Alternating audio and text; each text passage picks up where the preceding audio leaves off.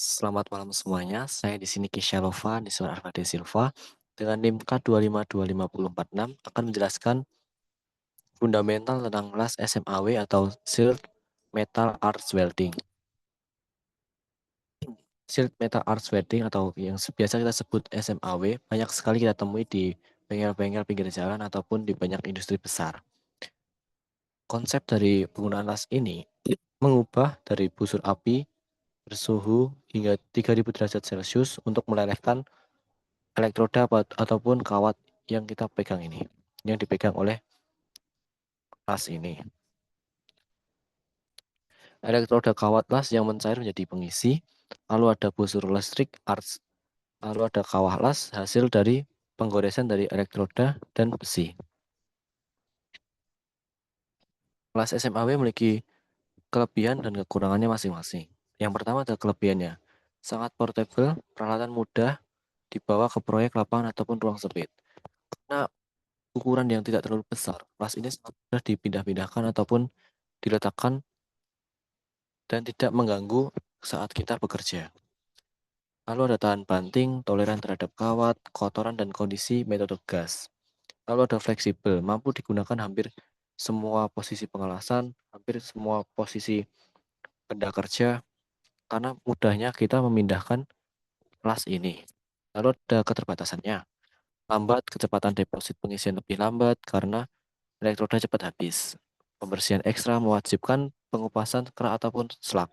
Jadi saat kita melakukan kelas SMAW, pasti kita akan meninggalkan kotoran ataupun slug dari hasil pengelasan kita. Lalu ada spatter menghasilkan lebih banyak percikan api jika arus tidak presisi. Selanjutnya ada anatomi sirkuit siklus arus listrik tanpa putus. Jadi ini adalah siklus sederhana dari perubahan listrik yang ada di las SMAW. Pertama, kita akan memiliki trafo. Di sini dia berfungsi sebagai pengubah dari listrik PLN yaitu AC menjadi DC. Lalu ada kabel pemegang atau holder menghantarkan listrik positif ke kawat. Nah, kabel holder ini digunakan untuk menjepit dari elektroda nantinya. Di sini ada busur listrik ataupun titik pijar, tempat listrik melompat menciptakan panas pelebur.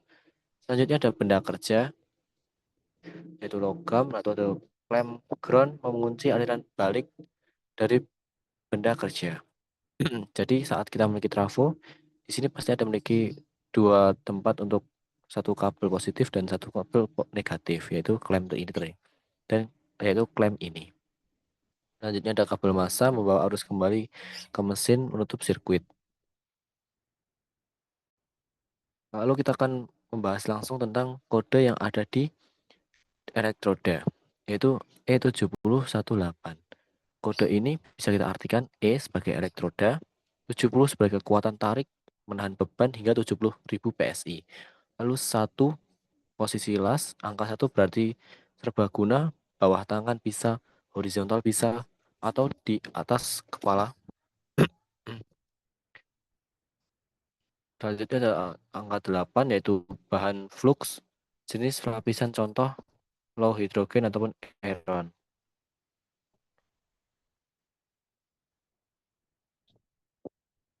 Selanjutnya kita langsung membahas tentang posisi ataupun gaya dalam pengelasan SMAW. Itu 1G atau 1F flat ke bawah. Selanjutnya ada 2G atau 2F horizontal mengelas menyamping rentan melelehkan ke bawah butuh teknik ayunan pendek.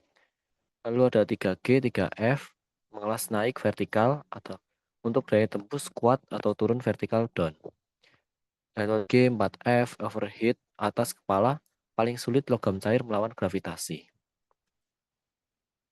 Lalu di sini ada diagnosis kegagalan.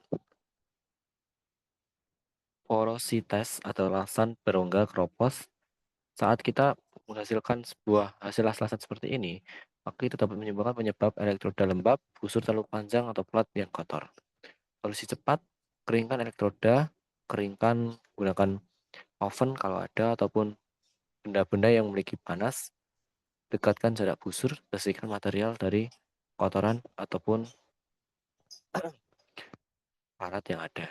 Itu ada undercut, tepian benda kerja terkikis, arus ampere terlalu besar, ayunan terlalu lebar, sudut yang salah.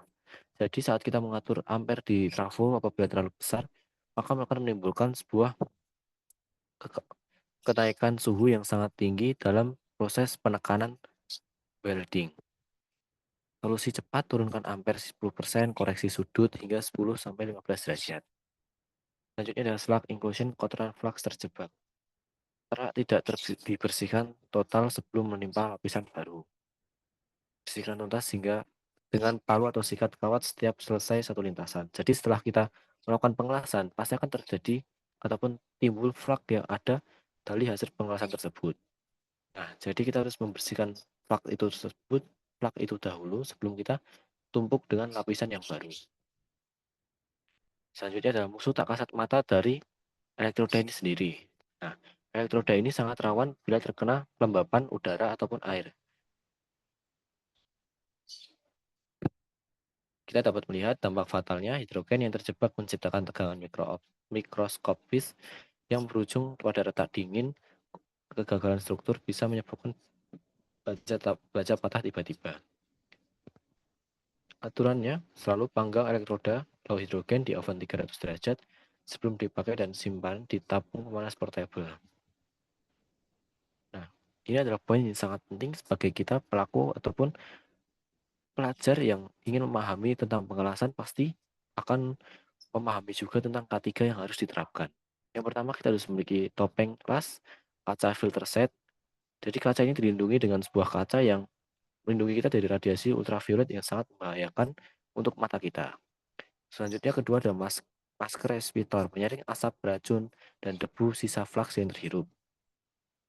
Lalu ada apron dada dan lengan, perisai anti api menahan hujan percikan dari logam. Jadi saat kita mengelas itu pasti akan ada timbul percikan yang terjadi dari penekanan elektroda dan ke besi. Apabila itu terkena kulit pasti sangat panas, jadi kita sangat butuh tentang apron kulit ini. Selanjutnya ada sarung tangan yang tahan panas. Ini juga sangat penting karena kita harus mengisolasi dari sengatan listrik dan panas yang konduktif. Kita juga tidak tahu apakah ada bahaya tentang listrik bocor ataupun hal-hal yang tidak ingin kita inginkan. Jadi kita harus mencegah sebisa mungkin. Selanjutnya sepatu safety, isolator karet untuk listrik dan pelindung kaki dari jatuhan baja. Nah, tas SMAW ini sangat umum kita gunakan, bahkan sangat umum kita temui. Karena dengan struktur yang sederhana, kerja menembus karat, dan esensial keterampilan fundamental yang menjadi tolak ukur insting setiap judul sejati. Mungkin hanya itu saja yang bisa saya sampaikan. Assalamualaikum warahmatullahi wabarakatuh.